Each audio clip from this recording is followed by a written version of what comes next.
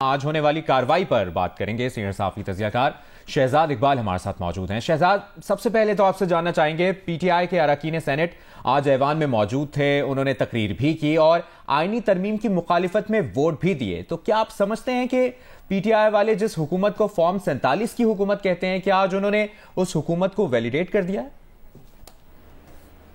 بہت شکریہ مبشر. یہ آج کی تو بات نہیں ہے، میرے خیال سے جب سے الیکشن ہوئے ہیں اس کے بعد جو بھی پارلیمنٹری پروسیس رہا ہے، پاکستان تحریک انصاف اس کا حصہ رہی ہے.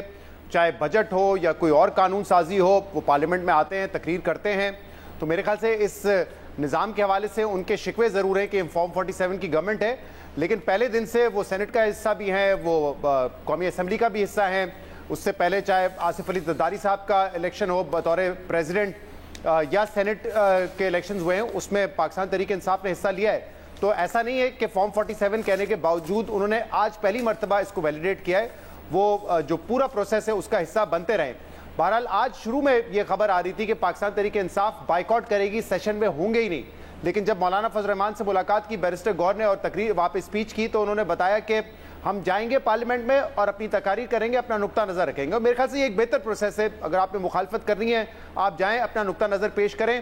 تو بائیکاٹ سے تو بہتر ایک آپشن نظر آتا ہے، بجائے اس کے کہ آپ پورا سیشن بائیکاٹ کر دیں، اس کا حصہ ہی نہ بنے. آپ اپنا نقطہ نظر وہاں پہ رکھیں اگر آپ کو مخالفت بھی کرنی ہے تو. اچھا شہزاد، یہ بتائیے گا، ان ترامیم کا ڈرافٹ تیار ہونا، پھر مولانا صاحب سے بات کرنا، ان کو کنونس کرنا، کچھ ان کی باتوں پہ کنونس ہونا، اس ساری صورتحال میں آج منظور ہو گئی یہ ترامیم سینٹ سے. چیئرمین پیپلز پارٹی بلاول بھٹو زرداری کا کردار آپ کیسے دیکھتے ہیں؟ میرے خیال سے جب 15 سپٹمبر کو سیشن بلایا گیا اور وہ بھی ایک ویکنڈ تھا، امید کی جا رہی تھی حکومت کی طرف سے ایٹ لیسٹ کہ ہم مولانا فضل الرحمان صاحب کو منا لیں گے اور ترمیم پاس کروا لیں گے، لیکن وہ ہو نہیں سکا. اور اس وقت تو آپ کو پتہ ہے کہ کوئی نہ ڈیبیٹ بھی تھی، نہ بیسک جو ڈرافٹ تھا وہ کسی کے پاس تھا. اور اگر فضل الرحمان صاحب اس دن مان جاتے تو شاید پہلے یہ ترمیم جو ہے وہ پاس ہو جاتی، لیکن ایسا ہوا نہیں. اس کے بعد سے اگر آپ دیکھیں تو جو مستقل لیڈ لی ہوئی تھی اس میں یا کنونس کرنے کی جو ذمہ داری تھی، وہ بلاول بھٹو زرداری صاحب نے لی ہوئی تھی. وہ پہلے آئینی عدالت کے حوالے سے ایڈوکیسی کر رہے تھے، اس کے حق میں دلائل دے رہے تھے. مولانا فضل الرحمان صاحب کو منانا ہو یا ایون پاکستان تحریک انصاف کے کچھ لوگوں سے جو ملاقات تھی فضل الرحمان صاحب کے گھر میں، اس میں جو لیڈ ہے بلاول بھٹو زرداری صاحب نے لی ہوئی تھی.